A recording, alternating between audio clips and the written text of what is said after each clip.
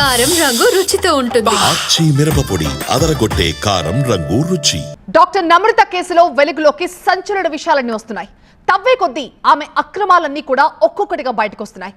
సృష్టి fertility centre కేసుపై దర్యాప్తు మొదలైంది. తెలుగు రాష్ట్రాల్లో సృష్టి సెంటర్లపై పోలీసులు దాడులు చేశారు.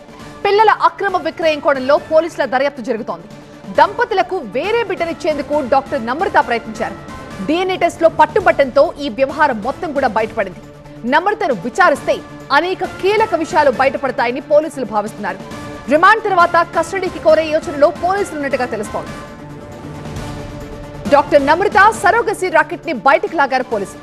ఇప్పటికే కేసులో నమ్రతతో పాటు ఆమె సహాయకురాలు కళ్యాణి కూడా అరెస్ట్ అయ్యారు. నమ్రత కుమారులు జయంతి కృష్ణ, ధీరజ్ కృష్ణ వీళ్ళిద్దరు కూడా పోలీసుల అదుపులో ఉన్నారు. నమ్రత కుమారుడు జయంతి కృష్ణ అడ్వకేట్ గా పనిచేస్తున్నారు. ఈయనే బాధితుల్ని బెదిరించినట్టుగా తెలుస్తోంది.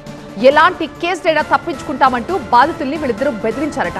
సరోగసి విషయంలో ఏం జరిగింది అన్న దానిపై విచారణ జరుగుతోంది. ఇప్పటికే నమ్రతపై FIR నమోదు చేశారు గోపాలపురం పోలీసులు.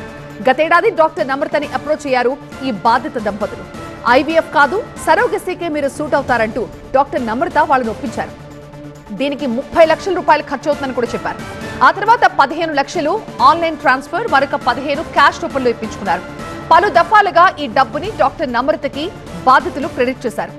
ముందే DNA శాంపిల్ సేకరించాలని బాధిత దంపతులు కోరినా డాక్టర్ నమ్రత మాత్రం వాళ్ళ మాట పట్టించుకోలేదు. ఈ ఏడాది జూన్ 5న విశాఖ లోటస్ హాస్పిటల్లో బిడ్డ పుట్టింది అంటూ దంపతులను పిలిచారు సృష్టి సిబ్బంది. అక్కడ సృష్టి సిబ్బంది కళ్యాణికి బాధిత తల్లికి వాగ్వాదం జరిగింది. DNA టెస్ట్ చేయించాల్సిందని పట్టుబడితే శాంపిల్ సేకరించారు కానీ రిపోర్ట్ మాత్రం ఇవ్వలేదు. అయితే బాధిత తల్లిదండ్రులు తమకిచ్చిన బిడ్డతో కలిసి DNA టెస్ట్ చేయించారు. రిపోర్ట్లో తమ బిడ్డ కాదు అని తేలడంతో డాక్టర్ నమ్రతని నిలదీశారు బాధితులు. చిన్నారిని వారి తల్లిదండ్రులకు అప్పగించాలని చెప్పారు. ఆ తర్వాత బాధితుల నెంబర్లని బ్లాక్ చేశారు డాక్టర్ నమ్రత. గత నెల 23న సికింద్రాబాద్ సెంటర్లో డాక్టర్ నమ్రతను కలిసి అడగడంతో మిస్టేక్ జరిగిపోయిందంటూ చెప్పారు డాక్టర్ నమ్రత.